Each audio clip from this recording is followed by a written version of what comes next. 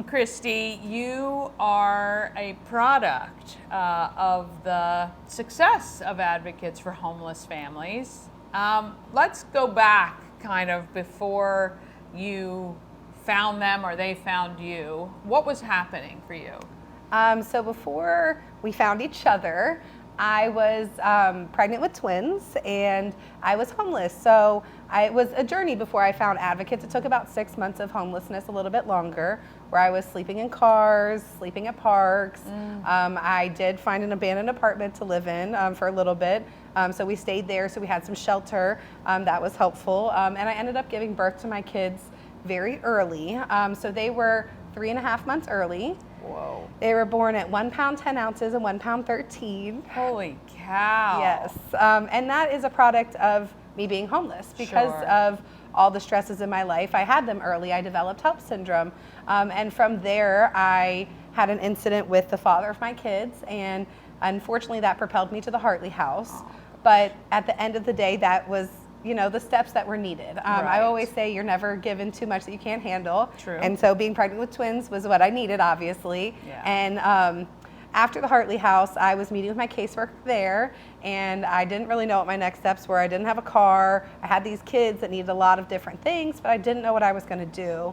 And so they suggested Advocates for the Homeless. They gave me the application, and it was quite lengthy. It's 17 pages. Wow. But the whole idea is that you put yourself out there. You have to talk about where your goals are, what your goals are, where you're hoping to be, what your 5-year plan is, activities that you like to do. They really kind of dig deep. And then I had to go and sell myself. So then I had to go to the panel at Advocates, and I had to explain why I wanted this and what my hopes were with education. And I was a college dropout, so I had started at FCC, but I didn't finish. Okay. And so that was something that I had talked about is, I'll go back to school because that's part of the Advocates program. Wasn't really something I was interested in doing, but if that was the caveat to get the housing, okay, sure, let me do I'll that. do that. Yeah. Right. And then I went back to the Hartley House, and I got a call about a week later and said, congratulations, you got a house. Holy cow. I busted into tears, of course. But then the worries started happening. I'm like,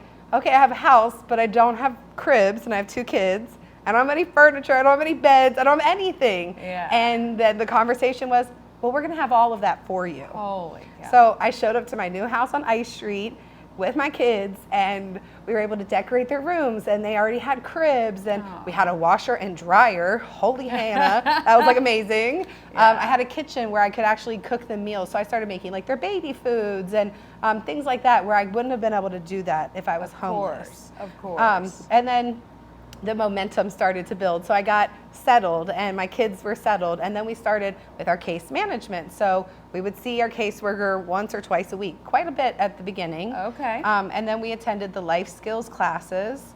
Once a month there were life skills classes where we would go, and they would provide childcare and dinner, and we would learn about different things. So sometimes about budgeting, sometimes it was about mental health and just taking a moment for yourself. Wow. I think everybody needs that. We actually. all need that, yes. Yeah. And it was nice because it built in that sense of community. Yeah. As I left the population of being homeless, I had to separate myself from that. And then I had no friends, it felt like. Right. So this helped me build that sense of community. We're all in the program together. We're all going through this together. We're all moving forward together. Yeah. And so, are you in touch with any of those people still at all? So it's actually very funny. A lot of people that come from Advocates for the Homeless, I actually currently serve at my new job. Okay. So I'm able to tell the story of where I was, or to say, hey, we were neighbors. Yeah. And this is, where we're at now, and what can we do to get you to a different level and to help you grow even more. So it's very cool that I have that background. Yes, for sure. And with Advocates and the case management, they helped me get back into school, like I said, and then my education grew from there. Then I wanted to go back to school. After they got me back in, I was like, I could do this. I'm proud of this. Yeah. And so I graduated with my associates while I was in Advocates. And then after Advocates, I moved to Housing Authority, the City of Frederick. And so from there, they also helped invest in me on a different level, of course, not as intensive. Sure. But they helped invest in me, and I ended up getting my bachelor's and my master's in social work. That is just unreal. Yes. That is an amazing accomplishment. Yeah, and so now, my kids, they were able to attend my graduation. they saw all the hard work I put into my education, and now they're able to see it pay off. Yeah. They're able to benefit from it, and they understand why education is so important to me. Yes. And so the whole journey has been a long journey. Sure. In August, so we're a couple days over, but in August it was the 10-year anniversary of me being homeless. Oh my and goodness. Yeah, so for me that was very touching to be able to say, wow, 10 years ago, and look at all the hard work that I put in.